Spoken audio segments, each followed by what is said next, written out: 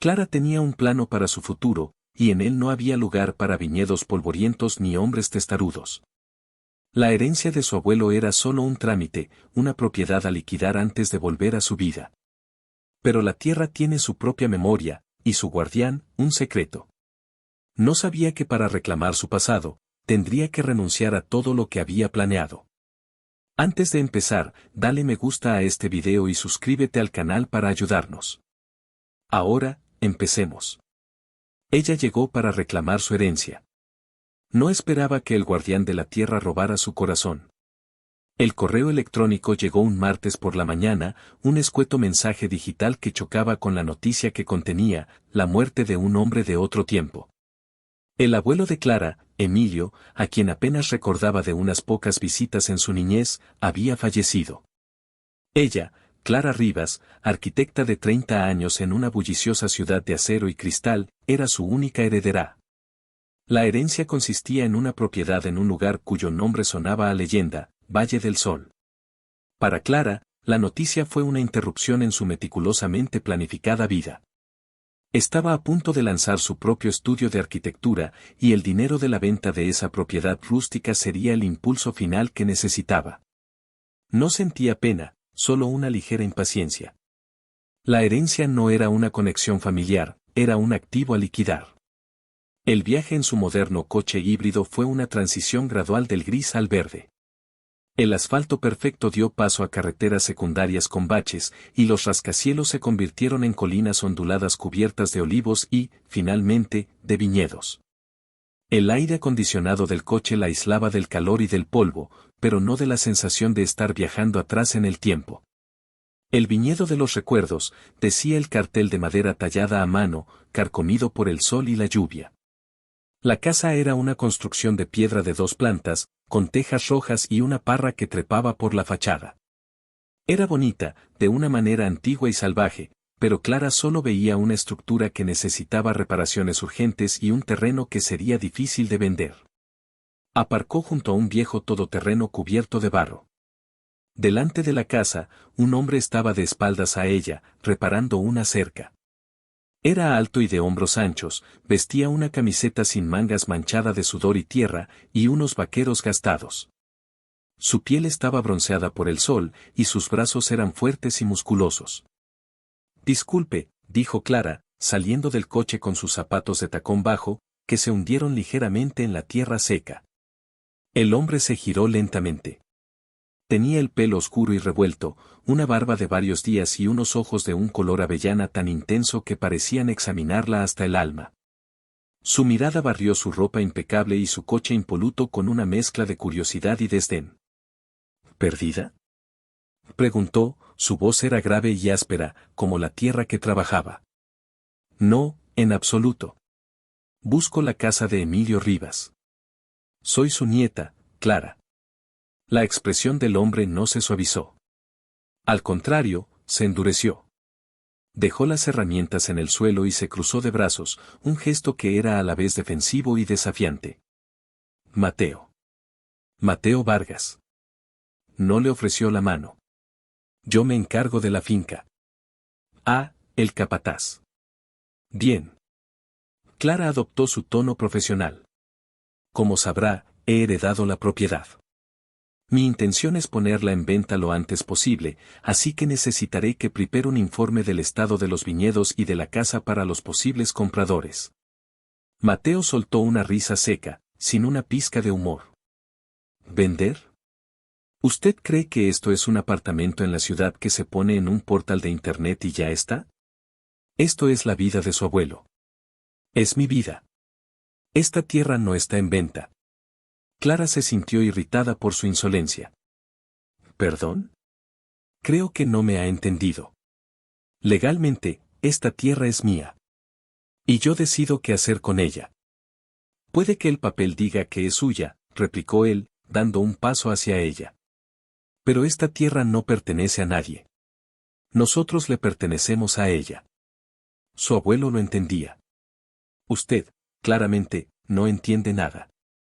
El choque fue instantáneo, una colisión entre el pragmatismo de la ciudad y el alma del campo. Para Clara, él era un obstáculo rústico y arrogante. Para Mateo, ella era una intrusa superficial que venía a destruir todo lo que él amaba. La tensión entre ellos se podía cortar con un cuchillo. La visita al abogado del pueblo, el señor García, un hombre anciano y amable que había sido amigo de su abuelo, no hizo más que empeorar las cosas. Sentados en sillas de cuero gastado en una oficina que olía a papel viejo y a lavanda, el señor García leyó el testamento. La propiedad, efectivamente, era para Clara. Pero había una cláusula, un antiguo pacto familiar que su abuelo había insistido en incluir. Para poder disponer libremente de la propiedad, ya sea para venderla o para cualquier otro fin, leyó el abogado con voz solemne: mi nieta, Clara Rivas. Deberá convivir en la finca y trabajar codo con Mateo Vargas durante una temporada completa de cosecha. Deberá aprender y participar en todos los procesos, desde la poda de invierno tardía hasta la vendimia y el prensado de la uva. Si abandona la tarea o si Mateo considera que no ha mostrado el debido respeto y compromiso con la tierra, la propiedad pasará a ser enteramente de Mateo Vargas, como guardián legítimo del legado familiar. Un silencio atronador llenó la habitación. Clara miró al abogado, luego a Mateo, con la boca abierta de incredulidad. Esto es absurdo. Es medieval.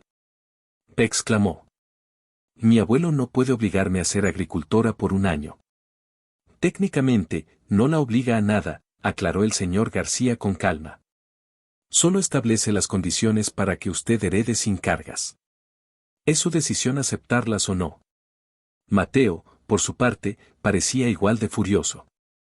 Emilio, ¿qué me has hecho?, murmuró, pasándose una mano por el pelo. ¿Tengo que hacer de niñera de una señorita de ciudad que no sabe distinguir una uva de una aceituna?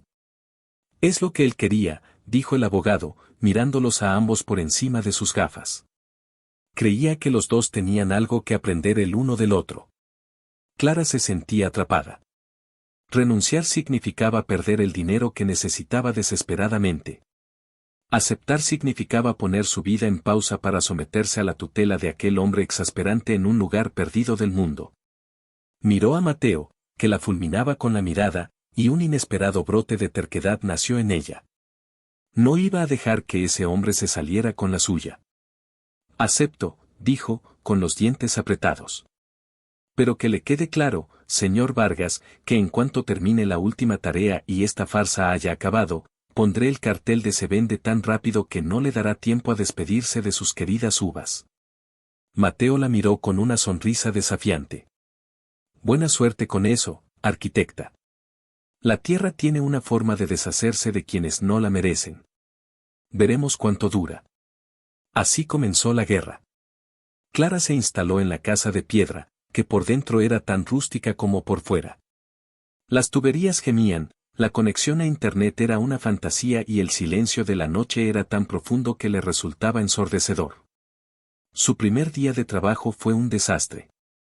Mateo la despertó al alba y le entregó unas tijeras de podar. La vid llora en esta época, le dijo, señalando las gotas de savia que brotaban de los cortes. Hay que saber dónde cortar para no dañarla, para guiar su fuerza hacia los mejores frutos. Las manos de Clara, acostumbradas a los teclados y a los lápices de diseño, pronto estuvieron llenas de ampollas. Era torpe, se enredaba con las ramas y sentía la mirada crítica de Mateo sobre ella en todo momento. Discutían por todo. Ella quería optimizar los procesos, crear un sistema más eficiente. Él defendía los métodos tradicionales, hablaba de escuchar a la tierra, de sentir el ritmo de las estaciones. Esto podría hacerse en la mitad de tiempo con la maquinaria adecuada. Se quejaba ella. Esto no es una fábrica, es un organismo vivo, respondía él. Se trata de calidad, no de velocidad. Algo que la gente de la ciudad parece haber olvidado. Las semanas pasaban con una lentitud exasperante. Sin embargo, poco a poco, algo empezó a cambiar en Clara. A pesar de su frustración, no podía evitar sentir una extraña satisfacción al final del día, con el cuerpo cansado y los pulmones llenos de aire puro. Empezó a notar los pequeños detalles, el color del cielo al atardecer, el olor de la tierra mojada después de una lluvia, el sabor dulce de una uva madurada al sol. Una tarde, mientras luchaba por arreglar un grifo que goteaba en la cocina, Mateo entró y, sin decir palabra, lo arregló en menos de 5 minutos con una habilidad que la sorprendió. Gracias, murmuró Clara, sintiéndose un poco inútil. No todo se puede diseñar en un ordenador, dijo él, aunque su tono era menos hostil que de costumbre. Algunas cosas solo se aprenden ensuciándose las manos. Empezaron a compartir cenas silenciosas en la gran mesa de madera de la cocina. Para romper la monotonía, Clara empezó a cocinar platos de su vida en la ciudad, mientras que Mateo le enseñaba a preparar guisos sencillos con productos de la huerta. En esas treguas culinarias, descubrieron cosas el uno del otro. Clara habló de la presión de su carrera, de su sueño de construir edificios que fueran funcionales y bellos. Mateo, a su vez, le contó historias de su abuelo, no del anciano ausente que ella recordaba, sino de un hombre sabio y divertido que le había enseñado a amar cada centímetro de aquella tierra. Él decía que estas viñas no eran suyas, le confesó Mateo una noche, mirando una vieja foto de Emilio en la pared. Decía que solo era su cuidador para la siguiente generación. Para ti. Esas palabras conmovieron a Clara. Por primera vez, vio la herencia no como una carga, sino como un legado. El punto de inflexión llegó durante la fiesta del pueblo. Clara, reacia al principio, se vio arrastrada por la insistencia de la gente del lugar, que la había acogido con una calidez inesperada. Se puso un vestido sencillo que había traído y se sorprendió al ver a Mateo sin su ropa de trabajo. Con una camisa limpia y el pelo peinado, parecía otra persona. Atractivo, de una manera natural y sólida que la descolocó. La orquesta del pueblo empezó a tocar un pasodoble. Para su total sorpresa, Mateo le tendió la mano. ¿Bailas, arquitecta? ¿O también tienes un plano para eso? Clara aceptó el desafío. Al principio se movieron con torpeza, conscientes de la distancia entre ellos. Pero luego, la música los envolvió. La mano de Mateo en su espalda era firme y cálida, y por primera vez se permitió apoyarse en él. Se miraron a los ojos, y en el bullicio de la fiesta, se sintieron completamente solos. La hostilidad había desaparecido, reemplazada por una corriente eléctrica de pura atracción. Ninguno de los dos se atrevió a decir nada cuando la canción terminó, pero algo fundamental había cambiado entre ellos. Pocos días después, una tormenta de granizo, rara y violenta, amenazó con destruir la cosecha. El cielo se oscureció y el viento aullaba. «Tenemos que cubrir las viñas», gritó Mateo. Trabajaron juntos en una carrera frenética contra la naturaleza, extendiendo lonas protectoras sobre las hileras de vides. La lluvia los empapaba, el viento les dificultaba cada movimiento, pero no se detuvieron. Lucharon codo con codo, moviéndose en una sincronía perfecta, entendiendo las necesidades del otro sin necesidad de palabras. Cuando la última lona estuvo en su sitio, exhaustos y empapados, la tormenta amainó. Se miraron, con el pelo pegado a la cara y la ropa chorreando. Y entonces, Clara empezó a reír. Una risa genuina, liberadora. Mateo, contagiado, sonrió, una sonrisa amplia y sincera que iluminó su rostro. «Lo hemos conseguido», dijo Clara, sin aliento. «Lo hemos conseguido», repitió él. En ese momento, bajo el cielo plomizo y con el olor a tierra mojada, Mateo acunó el rostro de Clara con sus manos ásperas y la besó. Fue un beso urgente, desesperado, cargado con toda la tensión y la atracción contenidas durante meses. Clara le devolvió el beso con la misma intensidad, aferrándose a él como si fuera el único punto firme en un mundo que se había vuelto del revés. Su relación se transformó. Los días en el viñedo se llenaron de risas, de conversaciones profundas y de miradas cómplices. Mateo le enseñó los secretos de la elaboración del vino, la magia de transformar la fruta en un líquido que contaba la historia de un año de sol y lluvia. Clara, por su parte, usó sus conocimientos de arquitectura para diseñar un sistema de riego más eficiente y para esbozar planos para restaurar la vieja bodega, respetando su encanto original pero haciéndola más funcional. Descubrieron que no eran tan diferentes, ambos eran creadores, constructores de sueños. Uno trabajaba con la tierra y el tiempo, la otra con el espacio y la luz. Clara se enamoró. Se enamoró de Mateo, de la tierra, de la vida sencilla y llena de propósito que nunca supo que anhelaba. La idea de vender la finca se había convertido en un pensamiento doloroso, una traición a sí misma. Justo cuando la vendimia estaba a punto de comenzar, el pasado de Clara llamó a su puerta. Un socio de su antiguo proyecto en la ciudad apareció sin previo aviso. Clara. El inversor principal para nuestro estudio ha dicho que sí. Pero tenemos que empezar ya. Ha visto los planos de la propiedad que ibas a vender y quiere que la transacción se cierre esta semana. Mateo, que estaba cerca, escuchó la conversación. Su rostro se convirtió en una máscara de piedra. La confianza que tanto les había costado construir se hizo añicos. Así que todo sigue igual, ¿verdad? Dijo, con la voz cargada de dolor y rabia. Todo este tiempo, solo era una actuación para cumplir la cláusula y poder vender. No, Mateo, no es así. Intentó explicar Clara, desesperada.